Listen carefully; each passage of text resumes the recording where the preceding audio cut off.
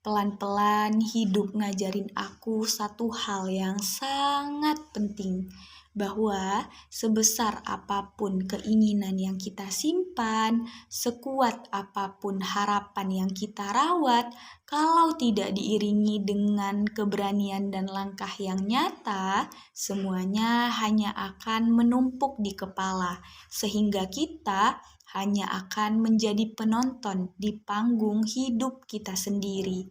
Kesempatan lewat begitu aja, sedangkan kita di sini hanya bisa menatapnya.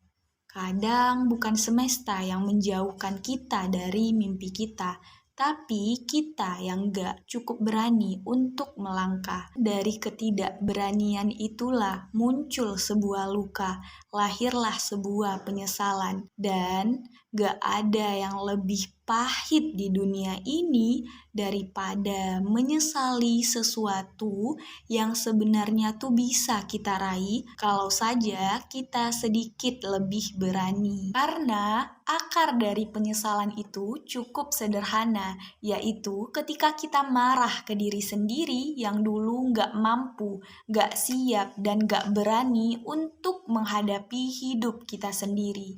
Dan lucunya, obat dari sebuah penyesalan itu justru adalah sesuatu yang dulunya kita lewatkan. Entah itu seseorang, peluang, atau bahkan sesuatu yang dulunya sangat kita inginkan. Kadang semesta akan mencoba lagi memberikan kita beberapa kesempatan atau kesempatan kedua hanya untuk menguji kesiapan jiwa kita. Tapi tetap saja, kuncinya bukan pada kesempatan itu, melainkan pada diri kita sendiri. Sekarang coba bayangkan situasi di mana kita sedang sakit dan kita perlu minum obat. Nah, obat ini ternyata udah disediakan oleh orang tua kita. Tapi, kalau obat itu hanya kita lihat, ya nggak berarti apapun di dalam hidup kita.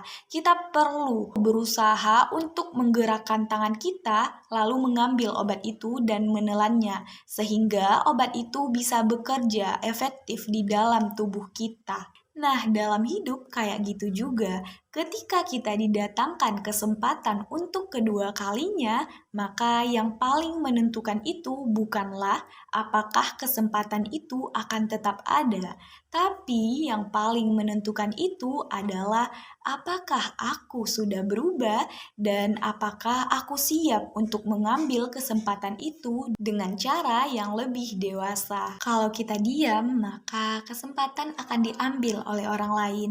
Kalau kita nggak bergerak, maka kita nggak akan pernah benar-benar layak mendapatkan apa yang kita inginkan.